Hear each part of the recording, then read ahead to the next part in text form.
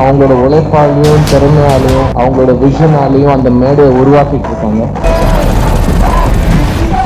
ஒரு படம் முடிஞ்சு போச்சு. இந்த பெரிய பேர்டு கேரக்டர் வந்து நான் எதிர்பார்த்த மாதிரி அவங்களால டெலிவர் பண்ண முடியல. இது வந்து இதுக்கு மேலே பேர்டன் கொடுக்க வேணாம் ரஹ்மான் சாருக்குன்னு சொல்லிட்டு இந்த படம் வந்து அனிருத் பண்ணட்டும்னு சொல்லிட்டு டிசைட் பண்ணி இந்த இந்தியன் 2 படத்தை உங்களுடைய அரசியல் பயணத்துக்கு பயன்படுத்திடுது. அதாவது மற்றவங்களாம் வந்து படம் பார்க்க வைக்கிறதுக்காக சொல்லல, நல்ல அரசியல் பண்ண வைப்பதற்காக தோன்றுகிறேன். இல்லை, நீங்கள் சொன்ன மாதிரி இந்த என்டையர் எக்ஸ்பீரியன்ஸே எனக்கு ஒரு ட்ரீம் வேர்ல்டு மாதிரி தான் இருக்குது. ஃபர்ஸ்ட் ஆஃப் ஆல் எல்லாருக்கும் வணக்கம். இது ரொம்ப பெரிய மேடைங்க. இந்த மேடையில் 2 பேர் இருக்காங்க, இயக்குனர் சங்கர் அவர்கள் அண்ட் த கிரேட் கமல்ஹாசன் அவர்கள். இவங்க 2 பேரும் வாழ்க்கையில் இருக்கிற எல்லா மேடையும் பெரிய மேடையாக தான் சந்திச்சிருக்காங்க. ஏன்னா அவங்களோட உழைப்பாலையும் திறமையாலையும் அவங்களோட விஷனாலையும் அந்த மேடையை உருவாக்கிட்டு இருக்காங்க. அப்படி ஒரு மேடை தான் இந்த இந்தியன் 2 ப்ரீ ரிலீஸ் மேடை. அந்த மேடையில் எனக்கு வந்து அவங்க பக்கத்தில் சேர் போட்டு உட்காந்து வச்சது என் வாழ்க்கையில் இது ரொம்ப பெரிய மேடை, மிகப்பெரிய மேடையாக நான் ஃபீல் பண்ணுறேன். ஸோ எனக்கு இந்த இடத்த கொடுத்ததுக்கு இவங்க 2 பேருக்கும் ரொம்ப ரொம்ப thanks. It's a dream come true moment for me.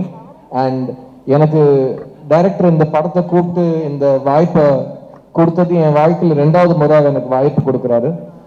22 வருஷத்துக்கு முன்னாடி கூப்பிட்டு ஒரு வாய்ப்பு கொடுத்தாரு.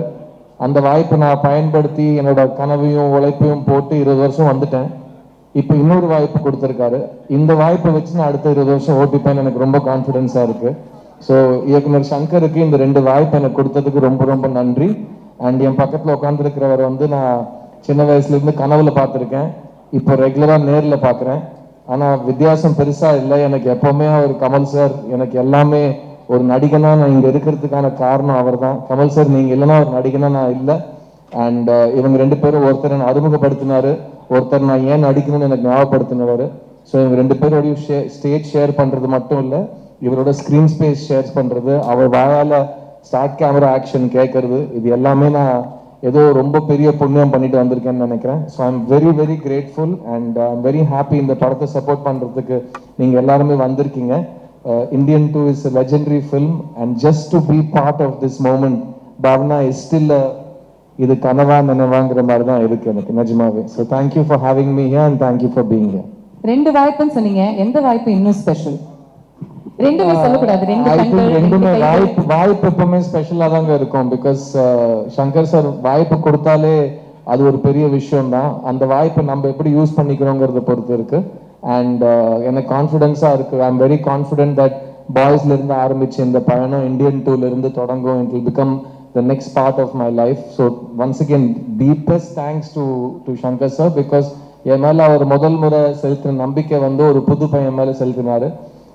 இப்போ வந்து அவர் செலுத்தின நம்பிக்கை வந்து அந்த புது பையன் கொஞ்சம் வளர்ந்துருக்கான், இந்த பையனுக்கு ஒரு நம்பிக்கை கொடுக்குற மாதிரி இருக்கு. ஸோ இந்த வளர்ச்சிக்கு காரணமா இருந்தவங்க பெரியவங்க எல்லாருக்கும் ரொம்ப நன்றி. அண்ட் தினமும் சினிமாவில் புதுசாக ஏதாவது ஒன்று கற்றுக்கணும்னு இவங்க தான் எனக்கு சொல்லி கொடுத்தாங்க. ஸோ அப்படியே இருக்கட்டும், நான் டெய்லி ஏதாவது கற்றுக்கிட்டே இருக்கேன். And both these opportunities are very special and thank God for Indian, because Indian படம் இல்லைன்னா அந்த படத்தோட சீக்வல் எனக்கு chance கிடைச்சிருக்காது. So thank you for making Indians, both of you. Fantastic. இன்னைக்கு கரண்ட் சினாரியோவில் சங்கர் சார் இந்த படத்தினுடைய முக்கியத்துவம் அதிகரிக்குது அப்படின்னு நான் சொல்லணும். அண்ட் இந்த படத்தை பார்க்கறதுக்கு பல ஜென்ரேஷன்ஸ் ஒன்னா கூடி இதை என்ஜாய் பண்ண போறாங்க. உங்களுடைய கதையில எல்லா ஜென்ரேஷனுக்கும் ஏதாவது ஒரு விஷயம் வச்சிருக்கீங்களா? How does this span across generations?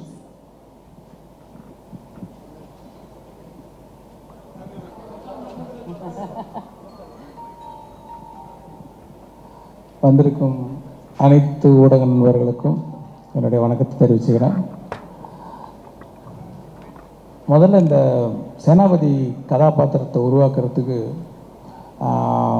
சாருடைய ஃபோட்டோ, சாருடைய ப்ரொஃபைல் ஃபோட்டோ, அவங்க ஃபாதருடைய ஃப்ரண்டல் ஃபோட்டோ, ப்ரொஃபைல் ஃபோட்டோ, அவங்க பிரதர்ஸ் 2 பிரதர்ஸுடைய ஃப்ரண்டல் ஃபோட்டோ, ப்ரொஃபைல் ஃபோட்டோ, இது எல்லாத்தையும் கொடுத்து அந்த கேரக்டர் எப்படிப்பட்ட கேரக்டர்னு எக்ஸ்பிளைன் பண்ணி ஆர்ட் டைரக்டர் தோட்டா தரணிக்கிட்ட வந்து ஒரு ஸ்கெட்ச் போட்டு தர சொன்னேன்.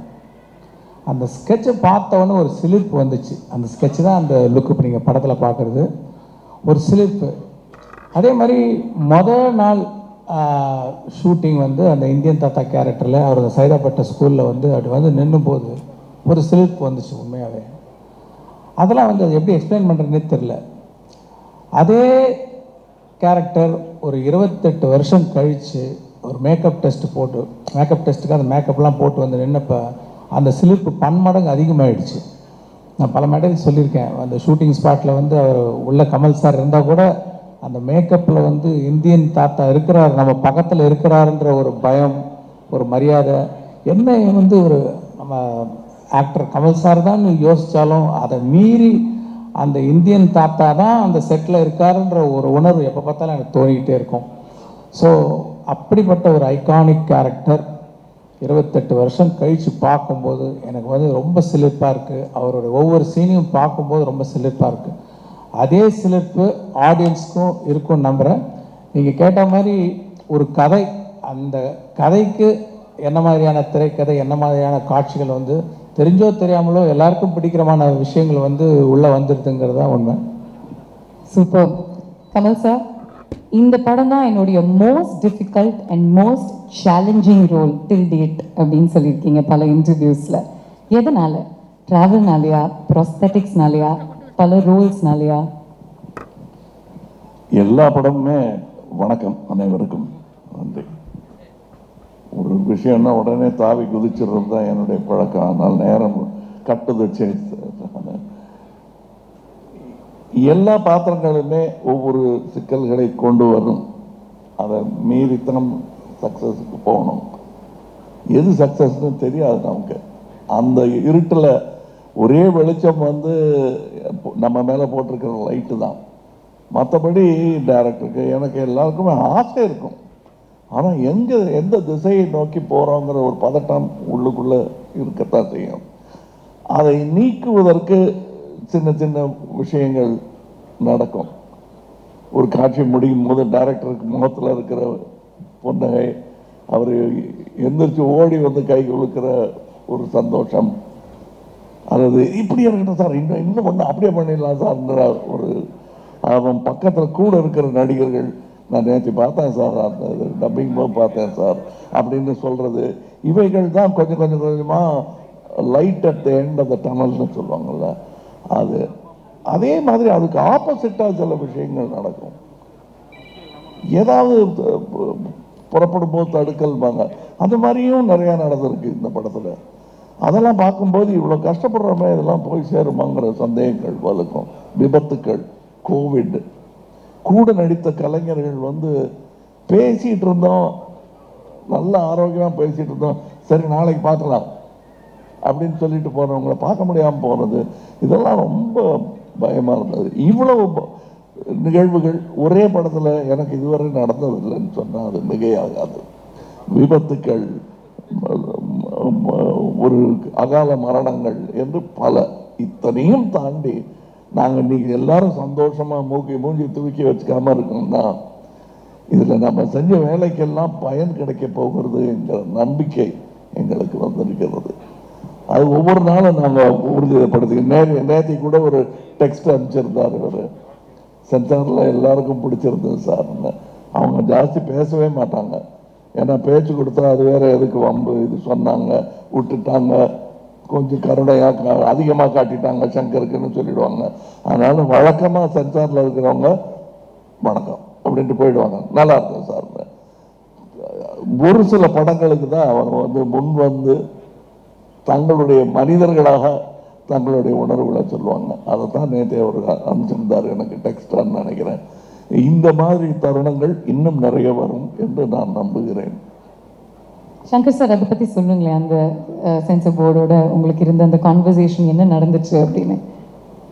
இல்லை, நான் படம் முடிஞ்சோடனே கட்ஸ் பற்றி பேசிட்டு வந்துட்டேன். பட் ப்ரொடியூசர்ஸ் போய் பேசியிருக்காங்க. போய் பேசும்போது அவங்களுடைய ஒப்பீனியன் சொல்லியிருக்காங்க, படம் நல்லா வந்திருக்கு அப்படின்ட்டு. ஒரு கட்ஸுக்கு கூட சரி யூஏ கொடுக்குறீங்களே, இது சில விஷயங்கள் வந்து அதை ரிமூவ் பண்ணால் பவர் போயிடுமே, அது யூஏ இருக்கே, அதனால் நீங்கள் அலோவ் பண்ணலாமே அப்படின்னு கேட்டேன். கேட்கும்போது நம்மளுடைய டீமுக்கு அவங்க சொல்லியிருக்காங்க, படம் நல்லா வந்திருக்கு, ஃபேமிலியெல்லாம் உட்காந்து பார்க்க போகிறாங்க, இதுக்கு எதுக்கு இதை கொடுத்துருங்களேன் அப்படின்னு சொன்னாங்க. சரி, நான் கொடுத்துட்டேன். இதுதான் நடந்த விஷயம். ஃபேண்டாஸ்டிக். ஏன்னா எல்லாருமே பார்க்கக்கூடிய படமாக இருக்கணும் அப்படிங்கிற மைண்ட் செட்டோடு தான் நீங்கள் எடுத்திருக்கீங்க. And you work for 6 years to release this baby of yours அப்படிங்கும்போது it's exciting. And Kamal sir, நீங்க வந்து emotionally சொன்னீங்க the highs and lows that you experienced. ஆனா work wise சேனாபதி அவருடைய கேரக்டரை தாண்டி இந்த மேக்கப் லுக்கை தாண்டி 6 வெவ்வேறு கதாபாத்திரங்கள் நீங்க வந்து ப்ளே பண்ணியிருக்கீங்களா, அதை பத்தி சொல்லுங்க. அதாவது நாங்கள் ஃபஸ்ட்டு இந்தியன் எடுக்கும்போது அதான் தமிழ்லேயே ரொம்ப அதிகமான பட்ஜெட்டு, பயமாகவே இருந்தது, அது ஒரு குற்றச்சாட்டாகவே வைக்கப்பட்டது. ஆனால் இப்போ பார்க்கும்போது அந்த இந்தியன் குடும்பம் ஒரு நடுத்தர குடும்பம் தான், இது நல்ல வசதியான குடும்பம். அதற்கு எப்படின்னா வசதினா வெறும் பணம் மட்டும் இல்லைங்க, இதில் திரட்டக்கூடிய திறமைகள்,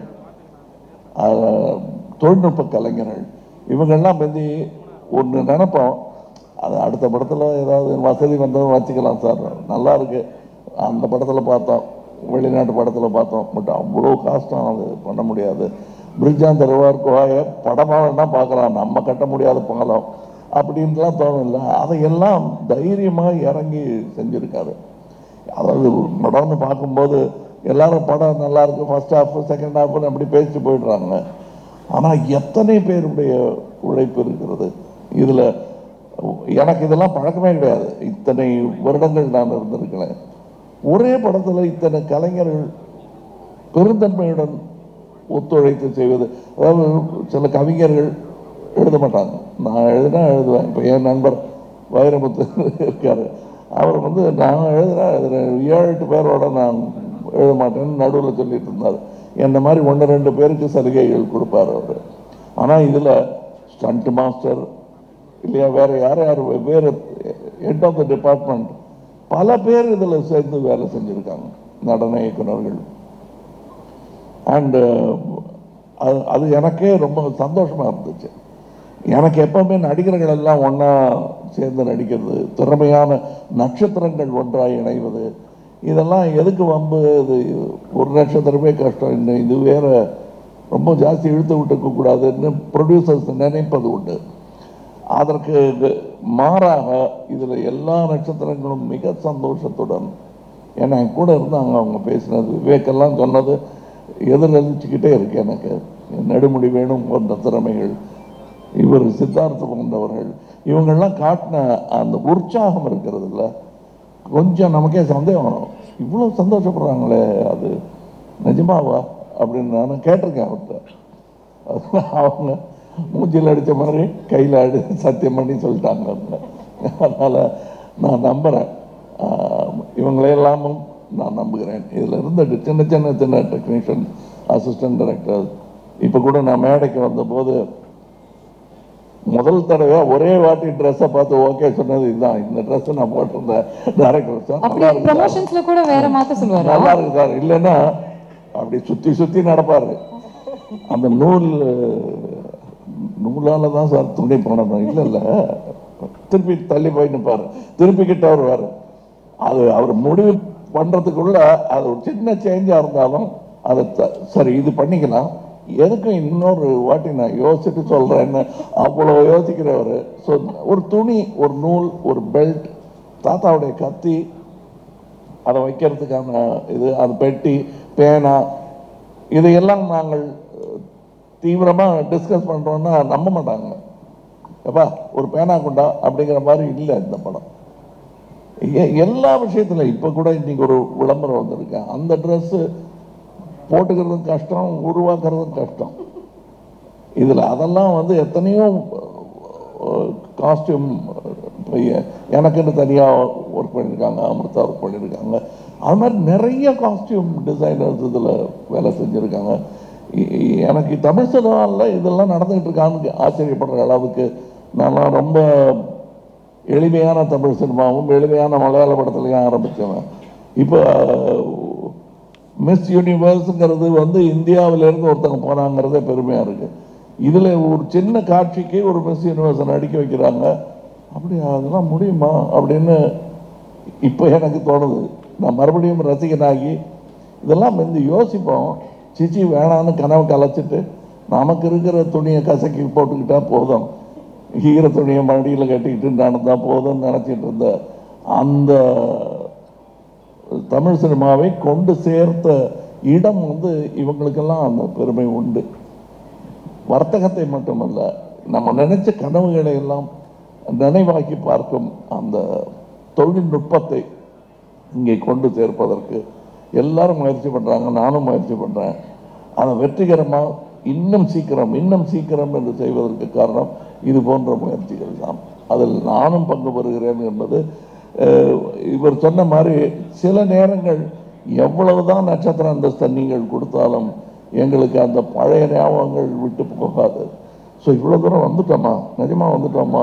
அந்த கிள்ளி பார்க்கும் தருணங்கள் அனைவருக்கும் உண்டு, நடிகர் திலகத்துக்கும் உண்டு, மக்கள் திலகத்துக்கும் உண்டு, அப்படின்னா உலக நாயகத்துக்கும் உண்டு தானே. பியூட்டிஃபுல்லாக சொன்னீங்க கமல் சார், பியூட்டிஃபுல்லாக இருந்துச்சு கேட்கறதுக்கே. சங்கர் சார் ஒரு இன்டர்வியூவில் கமல் சார் சொல்லியிருக்காரு, சேனாபதி தாத்தாக்கு என்ன வயசு அப்படின்னா சேனாபதி தாத்தாக்கு சூப்பர்மேனுடைய வயசு. அவங்க எல்லாருமே செல்ஃப் ப்ரொக்ளைம்டு சூப்பர் ஹீரோஸ், இவர் need of the hour super ஹீரோவா எப்படி பார்க்குறீங்க? ஆக்சுவலாக நான் பார்ட் 1 பண்ணும்போது பார்ட் 2 பண்ணுவேன்னு நினைக்கவே இல்லை. சரி, ஒரு இன்வெஸ்டிகேஷனில் ஒரு மானிட்டரில் வந்து அவரை பற்றின டீட்டெயில்ஸ் வந்து போலீஸ் டிபார்ட்மெண்ட் வந்து ஸ்டடி பண்ணுறாங்கன்னும் போது அது ஒரு பிறந்த தேதி போட வேண்டிய ஒரு இதில் ஒரு டேட்டு போட்டோம், இண்டிபெண்டன்ஸ்லாம் கால்குலேட் பண்ணி.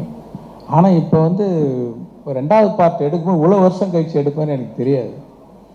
இப்போ வரும்போது என்ன ஏஜ் அப்படின்ற மாதிரிலாம் ஒரு நிறைய கேள்விகள் வருது. நான் எப்படி பார்க்குறேன்னா வந்து இப்போது சைனாவில் பார்த்தீங்கன்னா லூசி ஜியான்னு ஒரு கிராண்ட் மாஸ்டர் இருக்கார் மார்ஷியல் ஆர்ட்ஸ். அவருக்கு 118 வயசு. அவர் வந்து இப்போ சமீபத்தில் இறந்துட்டார். அவர் அந்த ஏஜில் கூட வந்து பறந்து அடிக்கக்கூடிய ஒரு கிராண்ட் மாஸ்டராக இருந்தார். அதே மாதிரி தான் இந்த கேரக்டரும் நம்ம சேனாபதியும் வந்து இஸ் அ கிராண்ட் மாஸ்டர், வர்மக்கலையில் ஒரு கிராண்ட் மாஸ்டர். இப்போ இவங்களுக்குலாம் ஒரு பொதுவாக ஒரு குவாலிட்டி என்ன இருக்கும்னா டிசிப்ளின், அப்புறம் ஹேபிட்ஸ்.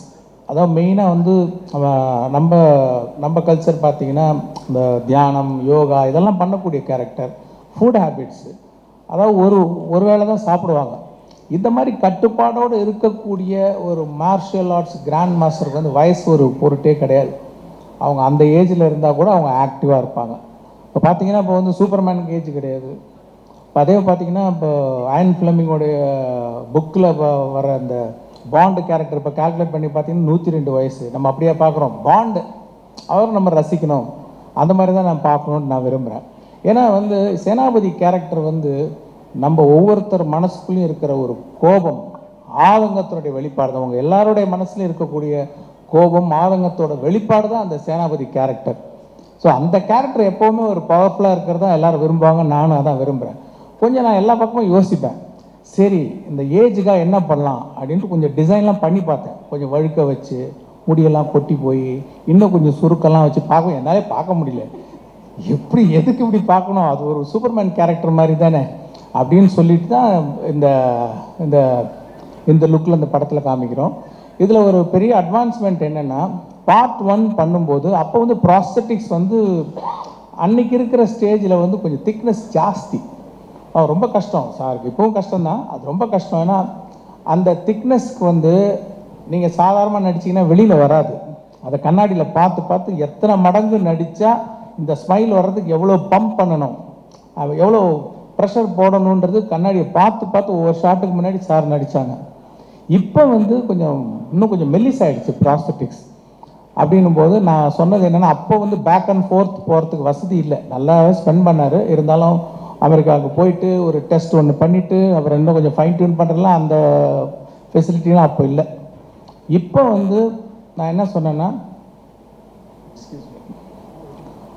போன படத்தில் வந்து ஃபஸ்ட்டு பார்க்கும்போது யாருக்கும் அது கமல் சார் மாதிரி இல்லையே, இல்லை கமல் சார் மாதிரி இருக்கே அப்படின்னு ஒரு டிஸ்கஷன் போச்சு.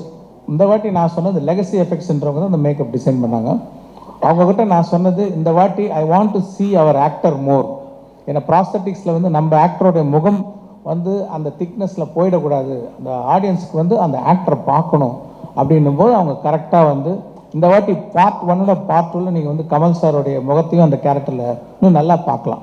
அதுதான் வந்து அதோடைய speciality. Okay, thank you sir, thank you sir.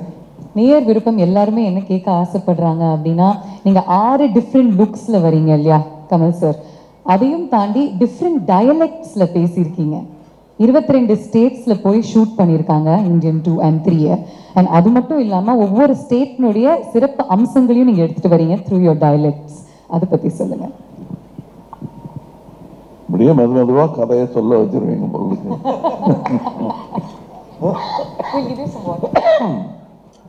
But உண்மை என்னன்னா, முதல்ல இந்த படத்தை பார்க்க போகிறவர்கள், பார்க்க போகிறவங்க சாதாரண ரசிகர்கள், நானும் அதான் வச்சுக்கங்களேன். இப்போ என்ன செய்ய போகிறாங்க? இப்போ எனக்கு பதிலாக இன்னொரு நடிகரை வச்சே ஒரு இந்தியன் 2 பண்ணுறாருன்னு வச்சுக்கோங்க, அவரோட தம்பி வந்துட்டாங்க அப்படின்னு பண்ணுறாருன்னு வச்சுக்க. நான் என்ன வழக்கமாக சொல்லுவேன்னா, அது வயிற்றுச்சல் கூட கிடையாது, அதான் பார்த்துட்டோமே என்ன இருக்குது அப்படின்னு. பழம்புளிக்கங்கிற ஒன்று இருக்கும். இன்னொன்று என்ன சொல்லுவோன்னா, தாத்தா வருவார், அந்த உரமம் குத்துவார், அவ்வளோதானே, அதான் பார்த்துட்டோமேங்கிறது தான். அந்த கடும் விமர்சனம் அதான் வைப்பாங்க ஃபஸ்ட்டு. எல்லா வெற்றிக்கும் முன்னாடியும் அது ஒன்று. தெரியுமே, சங்கர் படம்னா நிறைய பாட்டு, பிரம்மாண்டம் அவ்வளோதானே, என்ன பிரம்மாண்டம் அவ்வளோதானே, அதை எப்படி நம்ம போய் அவங்க கூட வாதாடுறது? அதுக்கெல்லாம் ஒரே பதில், நாம் திரைக்கதை அமைக்கும் விதம்தான்.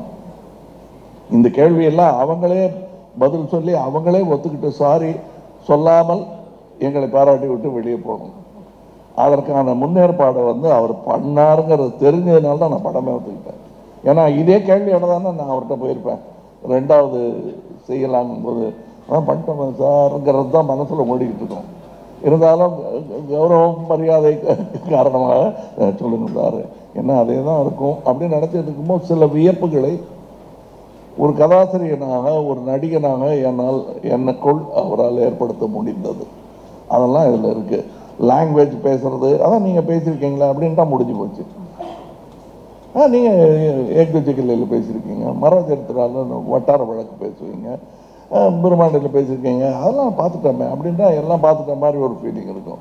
த way he has brought about it, இந்த படத்துக்கும் அதற்கும் என்ன, இது சும்மா பல்வேறு ட்ரெஸ்ஸில் நிற்கிற ஒரு அலங்கார பொருளாக இல்லாமல் ஒரு காரணத்தோட அதில் வச்சிருக்காரு. அது கொஞ்சம் கஷ்டமான விஷயம்தான். அதுவும் என்ன பண்ணிட்டாருன்னா, இவர் அந்த மாதிரி வித்தியாசமான மொழிகள் வர்ற நேரத்தில் வசதியாக, நடிகனுக்கு வசதியாக ஷாட் வைக்கல, அவர் கதைக்கு வசதியான ஷாட்டு தான் வச்சார். அவர் நடிகனுக்கு என்னென்னலாம் இடைஞ்சல் உண்டோ, மூஞ்சியில் பிளாஸ்டர் ஒட்டி, ட்ரெஸ்ஸும் போட்டு, லைட்டு நிறைய போட்டு, ஏசிலாம் பண்ணாங்க. பட் அதுக்கெல்லாம் தாண்டி இன்னும் சொல்ல போனால் சில ஷூட்டிங் கேன்சல் பண்ண வேண்டியதாக இருந்தது. உள்ளெல்லாம் எறும்பு விடுற மாதிரி இருந்தது சார், ரொம்ப முடியல அப்படின்னு சொல்லி அரை மணத்தோட என்னை விட்டாங்க. 3-4 நாள் மறுபடியும் வேலை செய்ய முடியல. இதையெல்லாம் கடந்து எனக்கு இப்போ இந்த காட்சி அமைப்பு சொல்லிட்டு இருந்தேன், வேற்று மொழியில் பேசணும், அதை நீளமான இதில் ஒரே ஷாட்டில் பேசணும், கரெக்டாக இருக்கணும், பல்வேறு ஆக்ஷன்ஸை அதில் சேர்த்து வச்சுருப்பார். இதெல்லாம் நீங்கள் படம் பார்க்கும்போது கிடைக்கிற சந்தோஷம் தனி. செட்டில் இருந்தவங்களே அதை ரசித்தாங்க. இன்னும் சொல்ல போனால் இவரே ரசித்தார் அதை. அதுதான் எனக்கு ஃபஸ்ட்டு ஆடியன்ஸ் ரியாக்ஷன். அதெல்லாம் இருக்குது படத்தில். பட் அது ரொம்ப விளாவரியாக இப்போ நடிச்சு காட்டுன்னு சொல்லி மிமிக்ரி மாதிரி பண்ணி அதை கெடுத்துடக்கூடாது. டெஃபினட்டாக இல்லை, நீங்கள் இவ்வளோ இன்டெப்த் சொல்லும் பொழுது, அந்த காட்சிகள் நாங்கள் பார்க்கும் பொழுது உங்களுடைய வார்த்தைகள் எங்களுடைய காதில் ஒலிக்கும். We'll remember these words. அதனால இது சூப்பர்ஃபிஷியலாக பார்க்க மாட்டாங்க யாருமே. தே நோ எவ்வளோ டெப்த்தோட நீங்கள் ஒவ்வொரு விஷயத்தையும் யோசிச்சு பண்ணியிருக்கீங்க, எவ்வளோ ஹார்ட் ஒர்க்கோடன்னு. பிடிச்சி போச்சுன்னா எங்களுடைய ஒரு சில பிழைகளை மன்னிச்சுட்டு நல்லா பண்ணியிருக்காரு அப்படின்றத வழக்கமான ஒரு வார்த்தை, குழந்தைய கொஞ்சிற மாதிரி கொஞ்சிடுவாங்க. அப்படித்தான் என்ன 60-65 வருஷமாக கொஞ்சிட்டு இருக்காங்க. அதுக்கு என்றென்றும் நன்றி கடன் பட்டவன். ஏன்னா நான் பண்ண எல்லாமே பர்ஃபெக்டாக பண்ணிட்டேன். நான் உலக சினிமாக்களை நான் பார்த்துக்கிட்டு இருக்கேன். என்னை விட சிறப்பாக நான் செய்த காட்சிகளை வேறு உருவத்தில் அவர்கள் செய்யும்போது அட்டே இப்படி பண்ணியிருக்கலாமேன்னு யோசிக்க வைக்கக்கூடிய இளைஞர்கள் நிறையா பேர் இன்னைக்கு வந்துட்டாங்க. அதுக்கு நடுவில் என்னை அன்பின் காரணமாக மட்டுமே தோளில் தூக்கி வைத்திருக்கிறார்கள் என்ற சந்தேகம் எனக்கு ரொம்ப நாள் உண்டு. சூப்பர். சங்கர் சார், 2.0 படம் முடிஞ்சு போச்சு. ஆனால் என்னென்னா அதோடைய சிஜி, அந்த பெரிய பேர்டு கேரக்டர் அவர் சிஜி கம்பெனி ப்ராமிஸ் பண்ண டயத்தில் அந்த நான் எதிர்பார்த்த மாதிரி அவங்களால டெலிவர் பண்ண முடியல. அப்படின்னும் போது அது அப்படியே படத்தில் விட்டால் அது கண்டிப்பாக ஸ்பாயில் பண்ணிவிடுன்றக்க திருப்பி ஸ்க்ராட்ச்லேருந்து அந்த பேர்டை க்ரியேட் பண்ண வேண்டிய ஒரு சுச்சுவேஷன் வந்துச்சு. ஸோ அந்த பேர்டை திருப்பி க்ரியேட் பண்ணி அதோட போஸ்ட் ப்ரொடக்ஷன் விஎஃப்எக்ஸ்லாம் முடியறதுக்கு 1 வருஷம் ஆகும் அப்படிங்கிற ஒரு சூழ்நிலை வந்தது.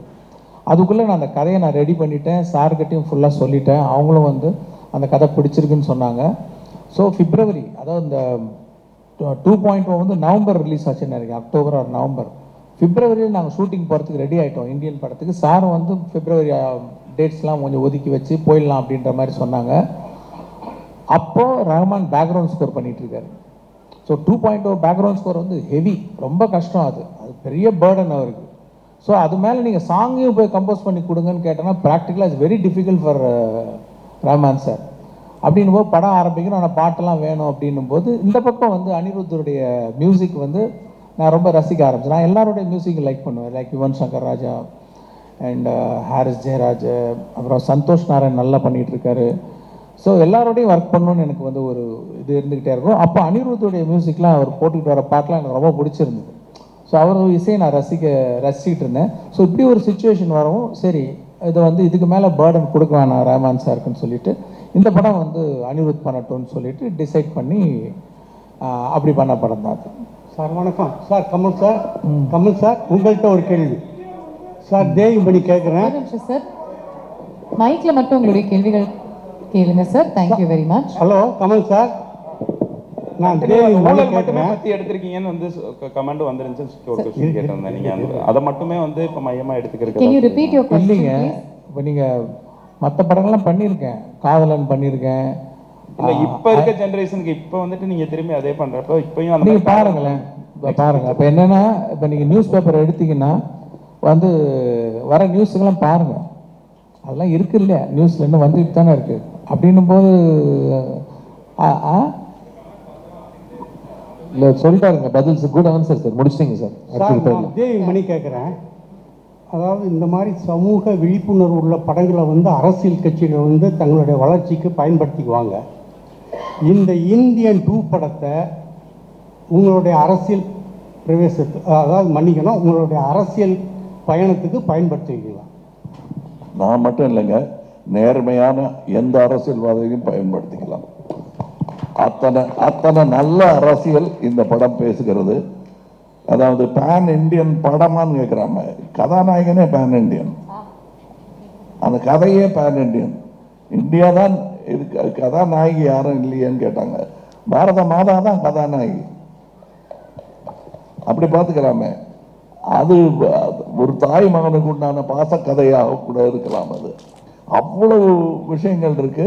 கண்டிப்பாக இது அரசியல் புரிதலும் உணர்வும் மக்களுக்கு வர வேண்டும் என்னும் ஒரு எண்ணத்தை மனதில் வைத்து எடுக்கப்பட்ட படம் தான். எனது கட்சிக்கு மட்டுமல்ல, அனைத்து கட்சிகளுக்கும் நல்ல யோசனை சொல்லக்கூடிய விஷயங்கள் இந்தியன் 2வில் இருக்கிறது. அதாவது மற்றவங்கெல்லாம் வந்து படம் பார்க்க வைக்கிறதுக்காக சொல்லலை, நல்ல அரசியல் பண்ண வைப்பதற்காக சொல்லுகிறேன். அது நன்றி சார். அரசியல் சம்பந்தப்பட்ட எந்த கேள்வியும் வேண்டாம். ரிகார்ட்ஸ் டு தி மூவி நீங்க கேள்விகள் நான் சொல்றீங்க, நான் கேட்கிறேன். சங்கர் சார், இந்த படம் அதாவது இந்தியன் வந்து அரசியல்வாதிகள் அதிகாரிகளோட ஊழலையும் குறையையும் தப்பையும் சொன்ன படம். ஆனா இப்போ ஒரு அரசியல்வாதியே இந்தியன் 2ல நடிக்க வச்சிருக்கீங்க. அப்ப சார் அரசியல் இல்லை, எப்படி ஹேண்டில் பண்ண கஷ்டமா இல்லையா உங்களுக்கு சார்? நான் அப்படிலாம் இல்லைங்க, நான் காமன் மேன் பாயிண்ட் ஆஃப் வியூவில் தான் படம் எடுக்கிறேன், கதை எழுதுறேன். அந்த பாயிண்ட் ஆஃப் வியூவில் தான் நான் எடுத்திருக்கிறேன். Okay, thank you very much. Shalini here. Sir, இந்த கொஸ்டின் வந்து ரெண்டு பொதுவான கொஸ்டின். இந்தியன் 1 வரும்போது இந்தியா எப்படி இருந்துச்சு, இந்தியன் 2 இப்போ வரும்போது இந்தியா எப்படி இருக்குன்னு நினைக்கிறீங்க? ஈவன் சங்கர் சாரும் அதுக்கு பதில் சொல்லலாம், கமல் சாரும் அதுக்கு பதில் சொல்லலாம். எஸ்பெஷலி சங்கர் சாரோட ஆரம்ப கால படங்கள்ல இருந்து அவரோட படங்கள்ல வந்து இந்த கரப்ஷன் இது மேல ஒரு கோபம் இருக்கும். நீங்க எது பர்சனலா வந்து பாதிக்கப்பட்டிருக்கீங்களா?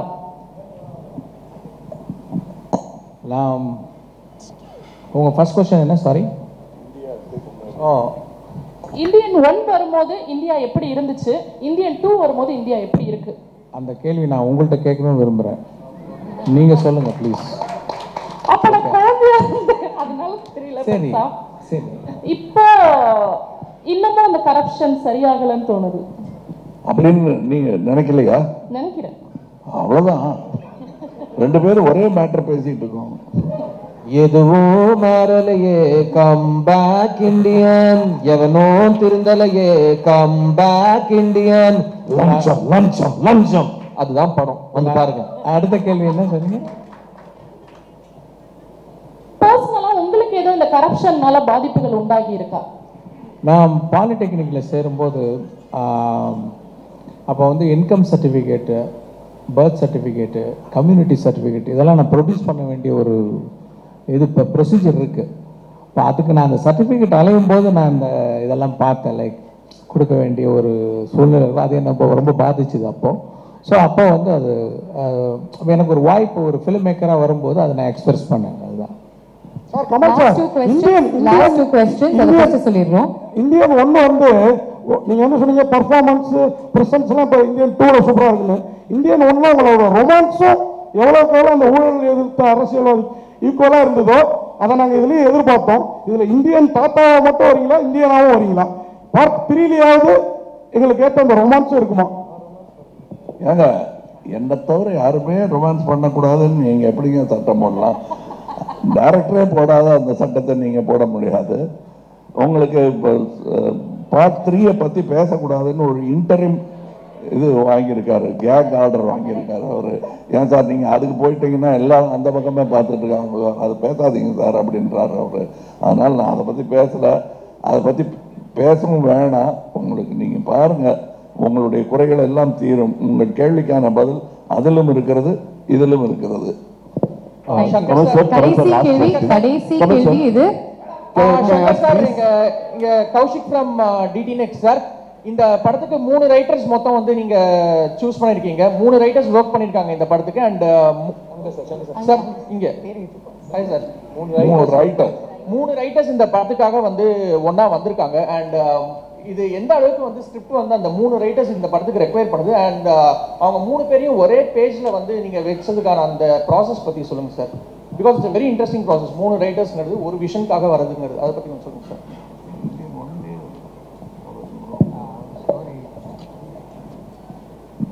இப்போ என்னென்ன தேடுறது தாங்க. லைக் வந்து நான் ஒரு கதை ஒன்று எழுதுகிறேன், எனக்கு வந்து என்னோட எக்ஸ்பிரஷன் மட்டும் பத்தலை.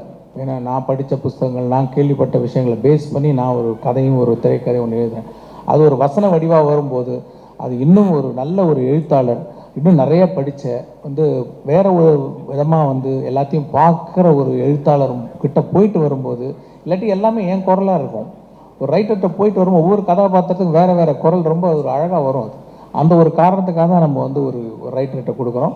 அவங்க அதை பண்ணி கொடுக்குறாங்க. அது நமக்கு வந்து லேஸில் திருப்தி வராதுன்னா இன்னும் தேடிக்கிட்டே இருப்போம். இன்னும் தேடும்போது சரி இன்னும் ஒரு ரைட்டர்கிட்ட போகும்போது இன்னும் சில விஷயங்கள் கிடைக்கும் அப்படின்றதுக்காக ஃபஸ்ட் டைமாக நான் வந்து மல்டிபிள் ரைட்டர்ஸ் நான் ட்ரை பண்ணியிருக்கேன். தேடிட்ட good job. Like sir last கேள்வி சார், மைக் வச்சிருக்காங்க சார். சார் வணக்கம். இங்க to your right. Yes sir. Second row. Sir 2 விஷயங்கள் வந்து இந்தியன் அப்படின்னு எடுத்துக்கிட்டாலே வந்து எப்போவுமே வந்து மக்களுடைய கவனத்தை கவரும். ஒன்று வந்து வாஸ் ப்ராஸ்தெட்டிக்ஸ், தி அதர் வாஸ் வர்மம். இது வரைக்கும் இந்த செகண்ட் பார்ட்டில் வர்மம் பற்றி கொஞ்சம் டீட்டெயில்டாக there's going to be an episode அப்படின்னு சங்கர் சார் அவருடைய இன்டர்வியூஸில் வந்து முன்னாடி சொல்லியிருக்காரு. இதுக்காக நீங்கள் எடுத்துக்கிட்ட மெனக்கெடல், இந்த பார்ட்டில் உங்களுடைய வர்மத்துக்காக நீங்கள் பண்ண வேண்டிய ட்ரைனிங், அதை பற்றி if you can throw a little light on it, it will be very helpful. நிறைய கதையிலேயே இருக்கு, எங்கே வரும்னு கேட்காதீங்க, அது பேச முடியாது. பட் கதையிலேயே எங்கிருந்து இவன் கற்றான், எதனால் இதை கற்றான், யார் கற்றுக் கொடுத்தார்கள், இந்த விஷயங்கள்லாம் இருக்கு கதையில். அது பகுதியாக சொல்லப்பட்டிருக்கிறது. என்னை பொறுத்தவரையிலும் அதுலேயே கூட எனக்கு என்ன தோணுச்சுன்னா, அடடா இன்னும் இதெல்லாம் சொல்லியிருக்கலாமே அப்படின்னு அவரே சொன்னார் இல்லையா, 2வது பகுதி எடுப்பதை பற்றி எண்ணமே இல்லை. இதே எப்படியாவது ஆடியன்ஸை கொண்டு போய் சேர்க்கணுங்கிற எண்ணம் தான் இருந்தது. படத்தில் எல்லாரும் அதை ரசிக்கும் போது அதை சொல்லியிருக்கலாமே, எதை சொல்லியிருக்கலாமேன்னு தோணி விட்டதையெல்லாம் சாதித்து மறுபடியும் கையில் எடுக்கக்கூடிய படம் தான் இந்தியன் 2. அதில் நீங்கள் பார்ப்பீங்க நிறைய வர்மக்கலையை பற்றிய விஷயங்கள் இருக்கு. அந்த வர்மக்கலை மார்ஷல் ஆர்ட்ஸ் மூலம் எப்படி உலகமே இணைகிறது என்பதை ஒரு சின்ன காட்சிகள் எல்லாம் காட்டியிருக்காரு. அந்த காட்சியை சொல்லிட்டேன்னா அப்புறம் அதுக்கு ஒரு தனியாக ஒரு ஃபோன் கால் வரும், அதை ஏன் சார் தந்தீங்க, அதை பார்க்கட்டுமே அவங்க பார்க்க விட மாட்டேங்க போல் இருக்க அப்படின்னு சொல்லிடக்கூடாது. அதுக்காக அந்த காட்சி செய்ய சொல்லலை. பட் உலக மார்ஷல் ஆர்டிஸ்ட் எல்லாம் தமிழ் கலையை எப்படி மதிக்கிறார்கள் என்பது படத்தில் உங்க அனுமதியோட ஒரு அடிஷன்ஸ் இருக்குதுல்ல. ஒரு விரலால வர புரட்சி என்னன்னு நீங்க எலெக்ஷன்ல பார்த்திருக்கீங்க. அதே விரலால இன்னொரு புரட்சி ஒரு வர்மத்துல காட்ட போறாரு. அதையும் இந்த எலெக்ஷனுக்கு அப்புறம் இந்த படத்துல பாருங்க please. Sir, Kamal sir. Last question for the day. Last question, please. Shankar sir, one fanboy ஒரு question sir, like Indian franchise தாண்டி ஒரு beautiful creative collaboration with Kamal sir once again ஏதாவது possible எதிர்பார்க்கலாமா? Indian franchise தாண்டி இன்னொரு collaboration Kamal சாரோட. எந்த கதையை பண்ணாலும் அவர் ஒரு தடவை வந்துட்டு போவாருங்க மைண்ட்ல. We are waiting sir. எங்க பாய்ஸ் டூ வந்தாலும் அவர் தான் ஃபர்ஸ்ட் வருவாரு. Thank you. இந்த ஃபன் நோட்டோட நாங்க வந்து இந்த நிகழ்ச்சியை முடிச்சுக்கிறோம். சார் கமல் சார், இன்னைக்கு நீங்க சேனாதிபதியா உருவெடுத்திருக்கீங்க. இன்னைக்கு நீட்டும் கள்ளச்சாராயமும் அழிக்க முடியாத சுச்சுவேஷன்ல இருக்கு. சேனாதிபதியா இதுக்கு முடிவு என்ன? அதாவது நான் கள்ளச்சாராயத்தை பற்றி பல இடத்துல பல ஊடகங்களில் சொல்லியிருக்கேன். இது எல்லாரையும் பாதிக்கிற விஷயங்கிறதுனால இதோட பேசிட்டு நிறுத்திடுறேன். கள்ளச்சாராயம் வருவதற்கான காரணமே மது விலக்குத்தான். வள்ளுவர் வந்து மது விலக்கை பத்தி எழுதுறாருன்னா அப்பவே இருந்திருக்காது பெருசா. இது மத விலக்கி வச்சுட்டா அவனே மனதில் முடிவு செய்ய வேண்டும், இது உடம்புக்கு கெடுதல் என்று. விஷம் இதுதான், நெருப்பு இதுதான், இதை தொடக்கூடாது, இதை உண்ணக்கூடாது என்னும் உணர்வு பொது வெளியில் வர வேண்டும். அப்பதான் இது போகுமே தவிர மது விலக்கு பண்ணி வச்சுக்கிட்டா கள்ளச்சாராயம் மிகும். அதனால் கள்ளச்சந்தை பெருகும், கள்வர்கள் பெருகுவார்கள். கமல் சார் ஒரு சார் உலகநாயகன் கமலஹாசன் நாங்கள் வந்து ஃபியூச்சர் ஃபுல்லாக நாங்கள் கேட்டுன்னு இருக்கோம். இப்போ வந்து உலகநாயகன் தாத்தான்னு ட்ரெண்டிங் போயிட்டு இருக்கு. நீங்கள் கூட ஸ்டேஜில் சொன்னீங்க, நான் இப்போ கூட தாத்தா தான் என் பொண்ணு மனசு வச்சான்னு சொன்னீங்க. ஏன் சார் அது மாதிரி சொன்னீங்க? சொல்லக்கூடாதுங்கிறீங்களா? இல்லை சொல்லலாம் சார். இப்போ வந்து நீங்கள் அதாவது இதெல்லாம் நீங்க பண்ணி வைக்கிற கோளாறு தான். தாத்தான்னு சொன்ன என்ன, நான் தாத்தா தானே. காந்தியை தாத்தான்னு சொல்லி என்ன குறைஞ்சு போயிட்டாரா? இல்லை பெரியாரை தாத்தான்னு கூப்பிட்டா குறைஞ்சு போயிடுவாரா? ஐயான்னு கூப்பிடாம தாத்தா பெரியார் தாத்தான்னு நான் சொன்னேன்னா ஒன்றும் ஆயிடும். அந்த தாடிக்கு டையெல்லாம் அடிக்க முடியாது. உள்ள மனசு மாதிரி அந்த வெள்ளை மறுபடியும் வெளியே வந்துடும். அதனால தாத்தாவா இருக்கிறதுக்காகத்தான் நாம பயிற்சி எடுத்துக்கிட்டே இருக்கோம். நீங்களும் எடுத்துக்கிட்டோம். நாளை அது நடந்தே தீரும். இந்த क्वेश्चन லாஸ்ட் இந்த क्वेश्चन உங்களுக்கு மட்டும் கேட்கலாம். தயாரிப்பாளர் சங்கத்துல சார் பாசர் அவங்க வந்து இவ்வளவு நேரம் உட்கார்ந்துகிட்டு இருக்காங்க. யார் கையில மைக் இல்லைன்னா எந்த அவசரத்துல பேசணுமோ அந்த வால்யூம்ல பேசிட்டு இருக்கீங்க. மைக் இருக்கு, கொஞ்சம் பார்த்து. நடிகருக்கு தடை விதிச்சிருக்காங்க. அந்த லிஸ்ட்ல வந்து கமல் சாரும் இருக்காரு. இதை எப்படி பாக்குறீங்க? ஏனுங்க, 4 நடிகருக்கு நடிக்க கூடாதுன்னு ஒரு தடை வந்திருக்கு. தகவல் கொடுத்திருக்காங்க. அவரா நீங்க அப்படின்னு நான் வடிவேலு டயலாக சொல்லிட்டு அத்தோட நிறுத்திக்கிறேன். இது வந்து இந்தியன் 2க்கானது. இது பக்கத்துல தான் அந்த பில்டிங். அங்க போய் உட்கார்ந்து அது பேசலாம்.